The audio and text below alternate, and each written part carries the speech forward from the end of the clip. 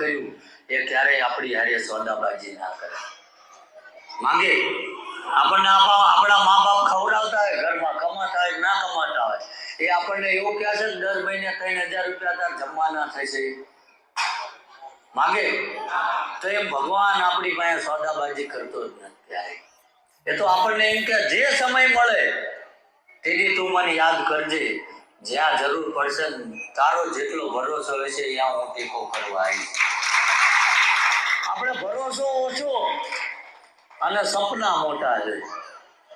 મને આવો પરચો આપે હું માનું, તું ના માનતો હોય હું લૂંટાઈ જાય ભગવાન.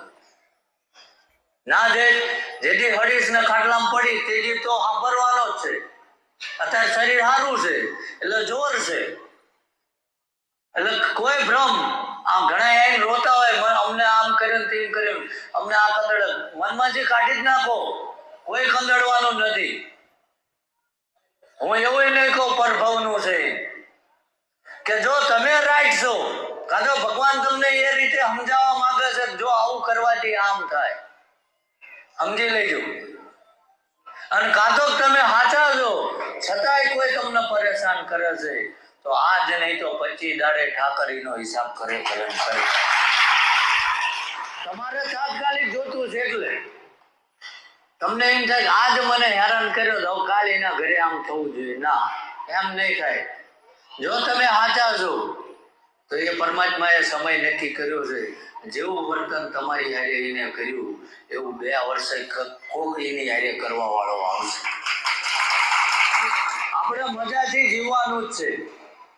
જ્યાં તમને મજા આવે, જે સાનિધ્ય ઉપર વિશ્વાસ હોય, જે ભગવાનને માનતા હોય. અને હું તો એમ કહું છું પહેલા પોતાના ઘરે મા બાપ અને પોતાની કુળદેવીને માનતા હોય ને તો જ અહીં આવજો, નકર આવતા આવતા જ નહીં. જો તમારા ઘરે મા બાપને પગે લાગ્યા હોય તો જ ત્યાં ઉભા. હું તો નથી કહેતો પણ તમે નથી માનતા એટલે કહું.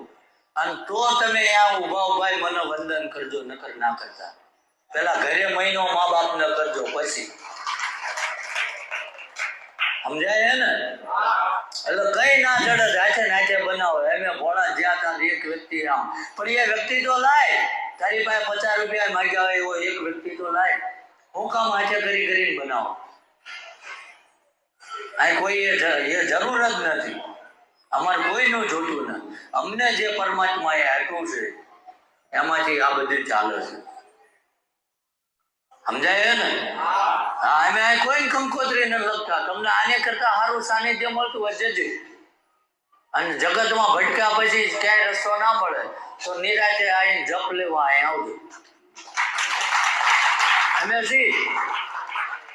કદાચ મારો સમય પાકશે તો હું જતો રહે, તો આ જે વળ્યો છે એ ક્યારેય નહીં જાય. જો એની ઉપર વિશ્વાસ હોય. સમજાય ને? એટલે ગમે હળિયા પાટું કરીને બાપુને મળી લેવી, જોરાઈ લેવી, તમને શું દુઃખ છે, શું તકલીફ છે એ બધું એના ચોપડે લખાણું છે ને એ તમારું સાંભળવાનો ટાઈમ થયો છે ને તારે તમને આ બોલાયા છે. મને કહેવાથી નહીં થઈ જાય. હું તો તમને આશ્વાસન આપીશ ઘડી, પણ જેને તમને બોલાયા છે એને જ કઈ જતા રહો. બાકી બધી વ્યવસ્થા ફ્રીમાં છે. અહીં ક્યાં કોઈની ઓળખાણની જરૂર. આ તો ગામમાંથી કોકને ફોન કરીને લઈને આવો. કારણ જે કોક હારી પોસ્ટ ઉપર બેઠો એની હારે વાત કરાવો. બાપુને કહેવાય હું આનો ભાણ્યો હું. તો અહીં ક્યાં ઓળખાણની જરૂર છે? જે બધાને મળે, કરોડપતિ હોય એ જ, કઈ ના હોય બધાની થાળી એક જ જગ્યાએ છે. અહીં જે VIP ડાઇનિંગ ટેબલ દેખાય તો નથી કરવું એ રસ્તે હું કામ લઈ જાઉં? અને તમને જે પ્રવૃત્તિ ગમે છે તો એવી ઘણી જગ્યા છે, ત્યાં જા. અહીં કોઈ ફોન બંધની સિસ્ટમ લાવશો જ નહીં ઓળખાણની. અને કદાચ ઓળખાણ લગાવીને અહીં આવશો ને તો હું દાદાને કહું જ છું કે હું તો મજબૂર છું, પણ આને બીજા 10 વાર ધક્કા ખાઈને ત્યાં લગીને તું આનું કામ ના કર. આ સનાતન સત્ય બોલું કે મને જે શોર્ટકટ મારીને આવે એ નથી ગમતું. આ કોઈ તમે સારી જગ્યા ઉપર કોઈ અધિકારી છો, કોઈ પોસ્ટ ઉપર છો, ઘણા સમય પછી અહીં આવ્યા છો તો 5 મિનિટ મળો, મને આનંદ છે. મારે લાગોક ન કરવાની, પણ તમે એટલા બધે દૂરથી ક્યાંકથી આવ્યા હોય જે તે કઈ તમારી ફરજ બનાવી આમ તમને ભાવ હોય બાપુને મળી લો તો એ વસ્તુ અલગ છે. બાકી તમારે બધાને સામે છું ને, અહીંયા આવીને તમને મન જોઈને જતા રહો. અહીંયા આવો કઈ ડિજિટલ નહીં દેખાવ, સમજાય ને? આ તો આંદોલન કર. પેલા ભાઈ અંદર હું કામ આવ્યા, એટલે ભાઈ જે કામ આવ્યા હોય અહીં કહેતા તારા બાપા નાખી જાય. એટલે કોણ કયા ઉદ્દેશથી અહીં જોડાયેલો છે એ તમને ના ખબર. અને બધાની મદદ કરવી જ છે. અમારેથી જે થાય એ પરમાત્માને કહેવી છે, સેવા કરાવડાવજે, કોઈનું કશું જોતું નથી. અને હું તો તમને એવું કહું છું કે આ ગેરમાર્ગે જે કંઈ 5-25 રૂપિયા બગાડો છો ને, ખાસ કરીને તો છેલ્લા અમારા 8-9 મહિનાના પ્રયાસમાં 2.5 લાખથી વધુ યુવાનોએ દારૂ મૂકી દીધો. બીજું કઈ ના થાય, કઈ નહીં. એટલા પરિવાર તો શાંતિ જીવશે ને.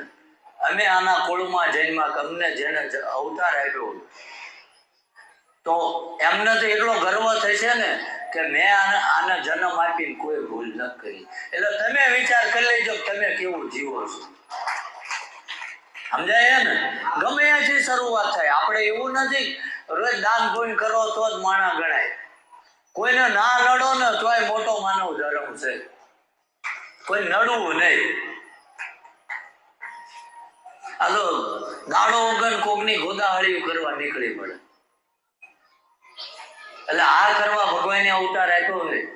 કર્મ કરો, જે કઈ આપણો વ્યવસાય છે અહીંયા નિયમિત જાઓ. પાછળનો સમય મળે, દિવસે ના મળે, સાંજે હુતી વેળાએ જ્યાં આપણે જન્મ લીધો છે એ ગુરુ મહારાજને, પોતાની ભગવતી માતાજી ભગવાનને પોતા પહેલા 5 મિનિટ યાદ કરો, જેથી કરીને આવતી સવારે જે ઉગે એ હારી જ ઉગે. આવું ન કરવું. મંદિરે હળિયા ભાડું કાઢે. ઘણા જાય છે નક્કી કરીને આવ્યા છે આ આટલા વાગ્યા લગીને જ રોકાવાનો છે, પછી આટલા વાગ્યા આ મંદિર પપ્પાનો, અહીંયા એ ભગવાનના દર્શન કરવાના, અહીંથી આપણે આ કિલોમીટર આ મંદિર છે. એટલે જાઓ, મન કઈ વિરોધ નથી, પણ ભગવાન બધે એનો એક છે, સમજાય ને? હા, ગમે એવા મોંઘા હોય, તમે 10,000 ના સંપલ લાયા હોય કે બૂટ લાયા હોય, પણ 5 નંબર ના હોય ને મારો 8 નંબર હોય, કેમનો પગ નાખો? નખાય? કાં તો કે જોડું તૂટી જાય, કાં તો મારો પગ નવરો થઈ જાય. એમ એવું છે. ઘણા માપ વગર ના જ આવે, એનો પગ નાખો, ક્યાં નાખે? સમજાય ને?